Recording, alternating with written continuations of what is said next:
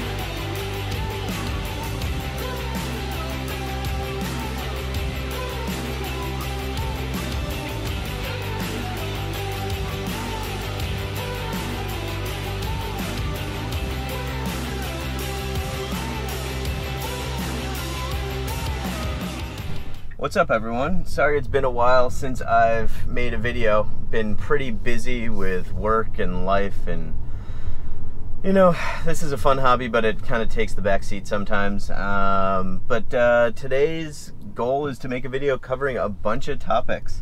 The first is that brake squeak that I seem to get constantly every time I park the car, whether it's for, I don't know, half a day or a week. It just, when I first get in the car, the brakes squeak like crazy, especially when I'm getting out of the garage. Sometimes they stick. Does anyone else get this problem? I'm curious to see if it's just me or if it's something common, but not a big deal really, other than it's annoying coming out of the garage. It makes a ton of noise. Within, I don't know, 5 or 6 real stops while driving, it seems to go away.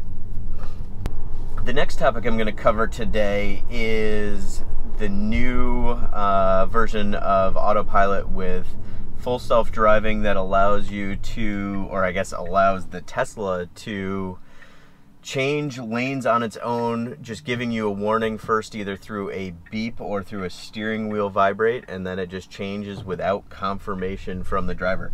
Not sure how I feel about this yet. I haven't tested it, but we'll see if I like it or not. You know, I think it will take a lot of getting used to make sure that, you know, you trust the car, you don't get surprised by the car doing something that you wouldn't expect, and react adversely. But I'm kind of just waiting for my wife to get up now. We're gonna drive down to Anthropology for breakfast. The third topic I'm gonna cover, I figured while we're down there, right, so I need to go for a drive to test the Autopilot. We're gonna go for breakfast. I'm gonna swing over to Fremont to test the Supercharger V3. And that's part of the reason I'm out driving right now. I want to wear my battery down a little bit, drain it, so that we can see the real effects of, hopefully, that new supercharger. Now, I don't know if I need a software upgrade, if I need to be in the beta program or the early access program to be able to take full advantage of the V3 supercharger, but we're going to go find out, and either way, you know, I'm going to get a charge before I come home. So as I said, I know it's been a while since I've made some videos, but you know, haven't had all that many great topics that I wanted to cover, but I think some are coming up, especially with all the new software releases. I'm going to try and do videos a bit more frequently as they come up. I do want to do one on Sentry mode, and I'll probably combine that with some home security as well, since I just upgraded my house. You know, cover those two things together. I think they're pretty relevant. Another one that I'm going to do hopefully next week is I'm getting my Performance Model 3 spoiler, finally. So I'm scheduled next week to get that installed. I may or may not be home when they do the install, so I can't necessarily show you the mobile service process, but I will be able to show you what it looks like. I'll take some good pictures and get that out there. And while I'm out driving this morning, I realized that I don't really take advantage or use the drone that I have enough, so I'm going to try and start doing more drone shots in my video. I'm not the best drone pilot in the world. You know, I haven't crashed, at least recently. You know, I know how to fly, but I'm not necessarily that cinematic, but we'll see what we can get. Obviously, make sure I'm doing everything legally and blah, blah, blah, blah, blah. But we'll add some of those clips to my videos as well. I'm actually, you know, even though it's raining, I'm gonna take it out, do a quick shot, and we'll put it right here. So one thing I do wish I had made a video on, but I didn't because I was really taking the time to enjoy the people and enjoy the drive, was a San Francisco Tesla Motors Club event that I went to last weekend.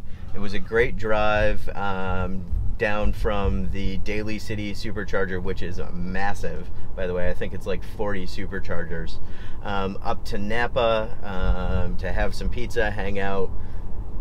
People were great, event was great, drive was great, the weather was perfect.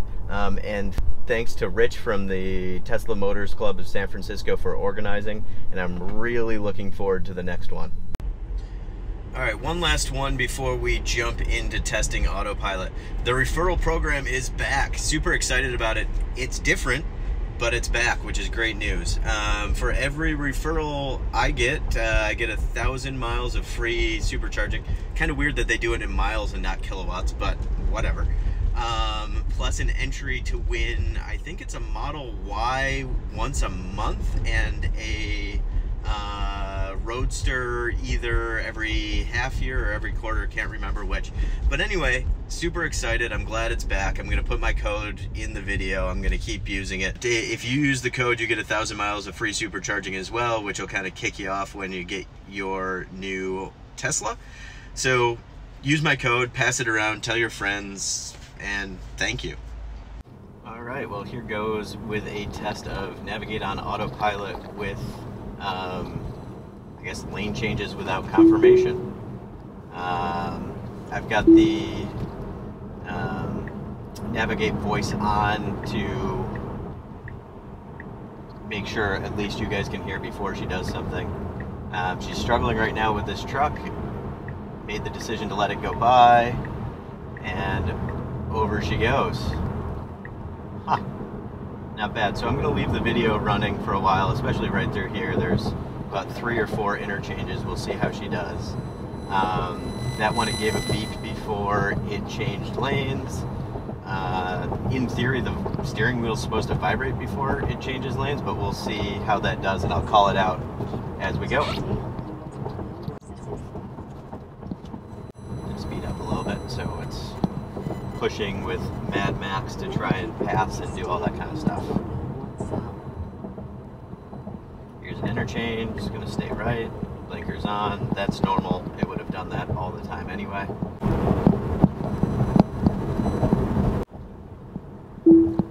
It's asking it's changing into a faster lane, so it says, it's making sure I'm there. That's interesting. So it brought up a nag quicker than it normally would have, to make sure I was there. Got a little nervous about that car. She hit the brakes, and past we go. I don't love the fact that it passes on the right, but that's okay.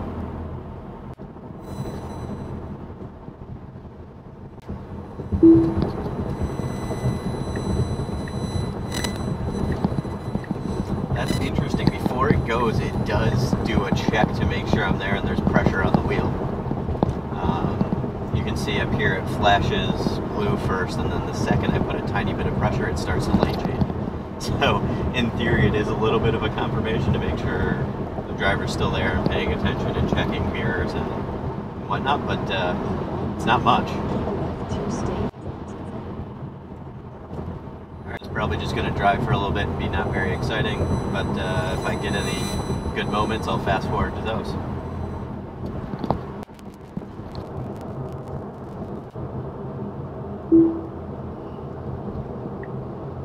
So here it's checking, it obviously knows that truck is there, it's going to go by. Now here's a test. Will it go until I touch the wheel? No, but if I slight pressure, over she goes. So let's see if it moves over to get out of this incoming merge lane. It doesn't seem to want to, which is interesting. Maybe it will. Nope.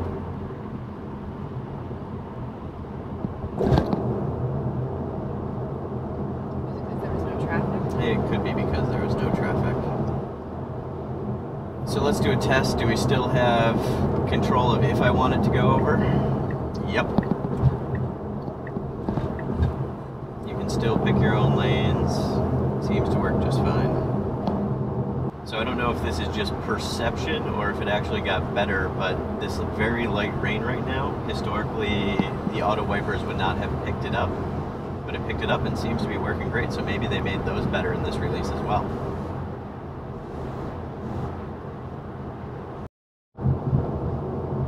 Alright, well, I didn't get it on camera, but so its decision-making powers of which lane to be in are still not perfect. Pepper just decided to shift over out of the passing lane behind that cube. Ugly car, by the way. And then maybe 10 seconds later decided, oh, that cube's going too slow, I'm going to shift back out into the left passing lane and go by. So, you know, if you're not ready for it, it's like, why the hell is the car doing this? But if you kind of just trust it and let it bounce around a little bit, that's fine. But my guess is over time, it gets a bit more predictive about what cars are going to do so that it doesn't unnecessarily change lanes. So about a month ago, a new confirmation window started popping up right above the directions, basically saying, hey, we think you should turn, but you can cancel this notification if you want. And now I completely understand it. It was a way of training the users that they could cancel what the car is going to do before it actually does it. So I'll speed up and I'll test it here behind this car. I'll speed up behind the minivan. It's going to ask me if I want to change lanes, and then I should be able to just tap the screen and cancel it. It sees cars coming, so it's not going to suggest a lane change yet. That was actually way smoother than it used to be with that Jeep kind of cutting in front of me there. Now if I just tap to cancel, it's going to stay in this lane and not think it needs to go around. I realized I canceled that one a little quickly, so let's try it again behind this Jeep. Set cruise to 90. Hands on the wheel, yeah. In 1 mile, keep left to stay on US 1. Tap to cancel. To San Jose. She's just going to stay here. So on the notifications, before it actually changes lanes for you, it does beep, which is nice. And once you figure out what you're kind of looking for with the vibrating steering wheel, it's actually very subtle but noticeable once you know. If you think about driving over kind of rumble strips when a highway is coming to an abrupt end, it's like that, but if they were a quarter as high as they normally are. It's just kind of like a little wiggle, very quick, lasts for about a second, and you know, it's not distracting, but it's noticeable. Alright, Pepper seems to continue to do pretty well on this drive here. We've got about 5 miles till we're getting off the highway, taking an exit ramp. I'm going to let the camera run, and we'll see just how, call it prepared, she is. If she kind of gets over pretty early, which I think I would like rather than late, or if she tries to fight her way over at the last minute.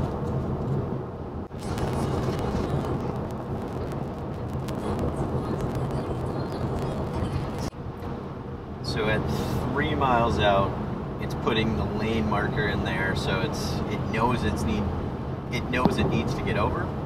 We'll see when she starts to move.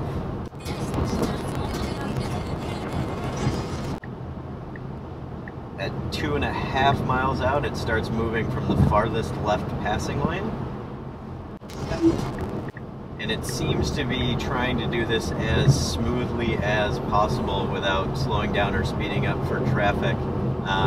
Basically, you got to do 5 lane shifts to get over.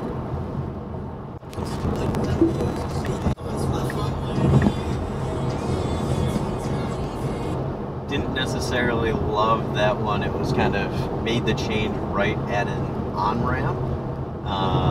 Had to keep a close eye on that van to make sure he wasn't going to shift over. You know, maybe that's something they can program in that says don't take a right lane change when there's an on-ramp ending. We'll see.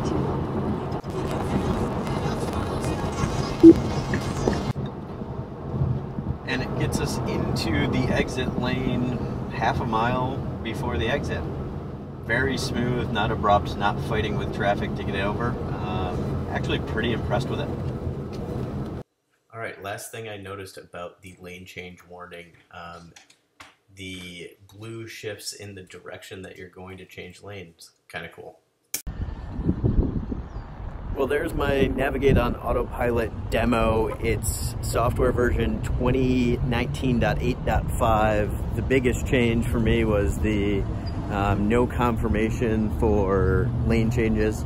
Love it. I think it's a great step forward and it's going to open the door for many new things once they collect some data on it. But the miles are coming quick these days. You know, with so many Teslas on the road, they get a lot of data really quickly. And I think we're going to see accelerated change.